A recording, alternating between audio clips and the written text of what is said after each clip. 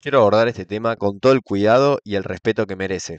Para el video de hoy tengo dos películas sobre la guerra de Malvinas. Pero hoy no voy a hablar de Iluminados por el Fuego o de Soldado Argentino solo conocido por Dios. Voy a hablar de dos películas británicas sobre este conflicto. Resurrected del año 1989 y Tumbledown de 1988. Me fue difícil como argentino empezar a ver estas películas por lo propio que me es el tema. No es lo mismo ver Rescatando al Soldado Ryan con Tom Hanks en Normandía que ver a un soldado con cripto de 19 años que perdió la vida a causa de una guerra injusta. Así como tampoco debe ser lo mismo para un francés ver 1917 que ver Sin Novedad en el Frente. Una película que si bien es totalmente antibelicista, encara la Primera Guerra Mundial desde el bando alemán. Otro ejemplo puede ser el de Japón con la película Oppenheimer. La película no está condenando a los japoneses por su actuar en la Segunda Guerra Mundial. Por el contrario, nos hablan del dilema moral del científico a partir de la creación de la bomba atómica, y sin embargo el dolor es tal que no se estrenó en el país asiático hasta casi un año después del estreno mundial. Y también por el prejuicio. Obviamente estas películas nos están hablando de sus héroes.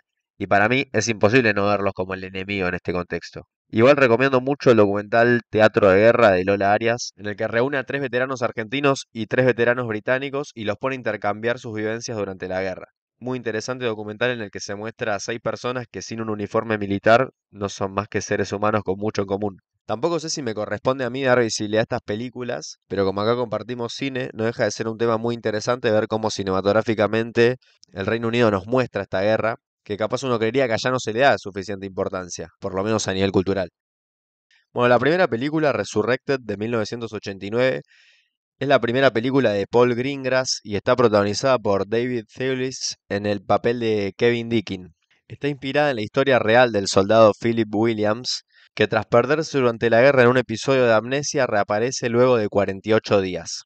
Al volver a su casa es acusado de desertor y es cuestionado por sus compañeros del ejército y hasta por su propio padre. La película muestra las dificultades que tiene Kevin para encajar en la sociedad luego de la guerra. Dice sentirse un fantasma. You believe in ghosts?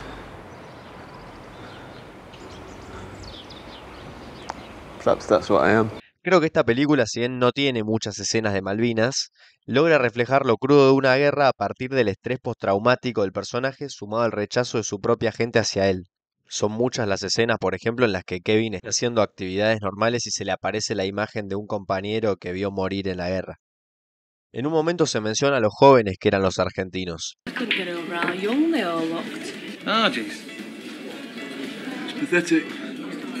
Just kids, half of them, never been out of their own village before, they had no stomach for fighting.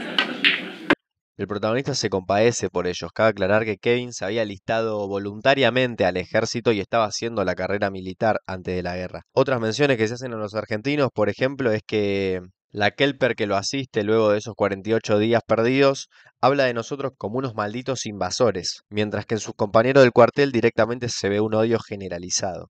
Una cosa que se ve en la película son las ceremonias de finalización de la guerra, así como los homenajes y reconocimientos para todos los combatientes. Caso contrario a lo que sucedió acá, que se ocultó a los que regresaron y se los obligó a firmar un pacto de silencio en el cual se les prohibía hablar de la guerra. Recién en 1990, por ejemplo, salió acá en Argentina una ley que le otorga pensiones vitalicias a los excombatientes y en el año 2000, 18 años después, se estableció al 2 de abril como el Día del Veterano y de los Caídos en la Guerra de Malvinas.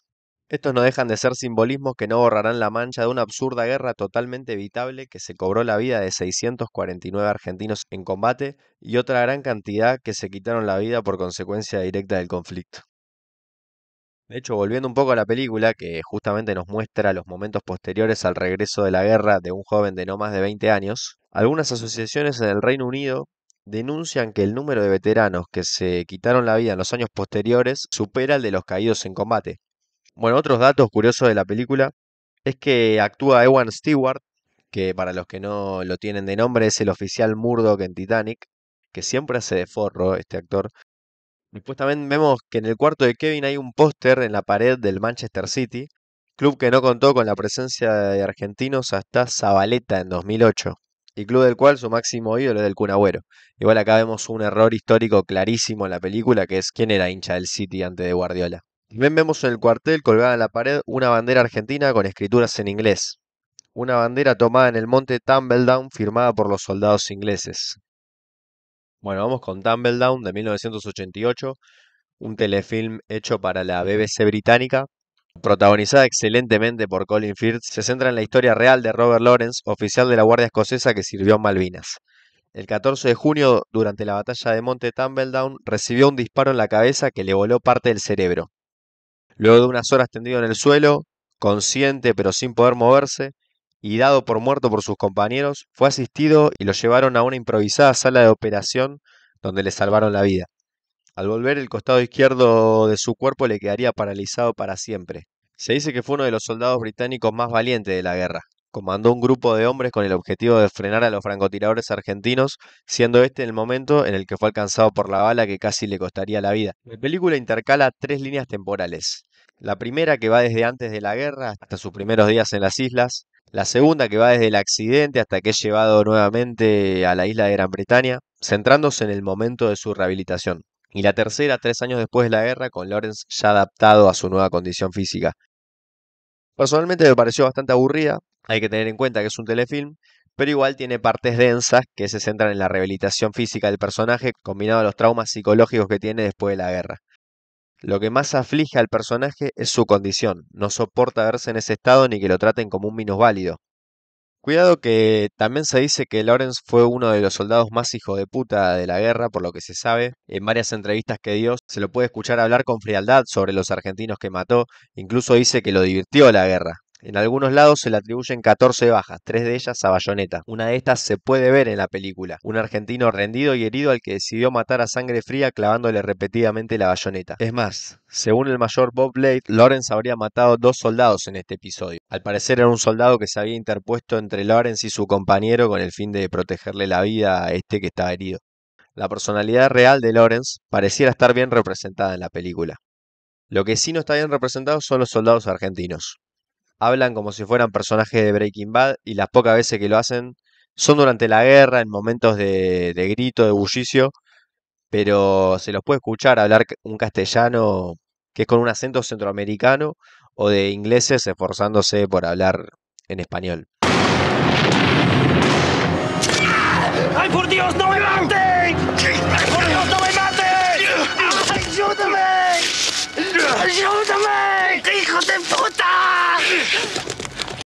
Esta película también muestra la crueldad de la guerra reflejada principalmente en las consecuencias físicas que tuvo en el protagonista. Esta película es mucho más anti-argentina que Resurrected. Por el contrario a lo que dice Kevin Deakin, Lawrence en un momento dice: Don't you want to answer them? Not very much. Are you ashamed? No, not at all. They weren't 16-year-old conscripts on Tumbledown, you know, starving or freezing or shot in the foot so that they couldn't run.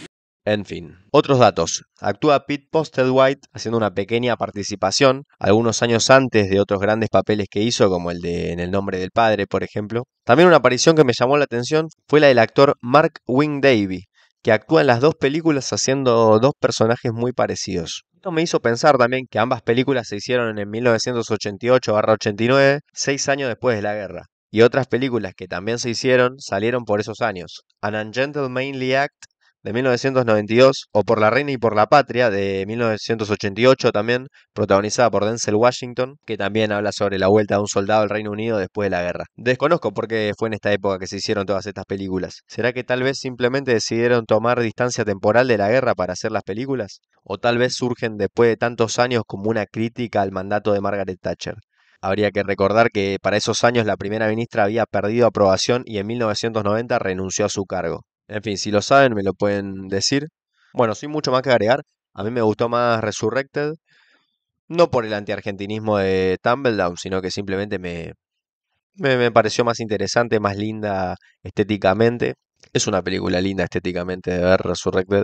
Me pareció interesante compartirla, como expliqué al principio, para interiorizarse más en esta historia desde un punto de vista que tal vez nosotros como argentinos no conocemos. Cabe aclarar que son dos películas bélicas totalmente comerciales, que en ningún momento se toma la molestia de justificar el porqué de la guerra o el porqué del reclamo de la soberanía que hacen sobre el territorio de ellos. Obviamente no se pueden explicar cientos de años de historia en 1 hora y media, 2 de película, pero lo que hacen es jugar con la ignorancia de su gente sobre el tema y con la lástima que tienen al ver un soldado inhabilitado de por vida o un soldado ahumado de por vida.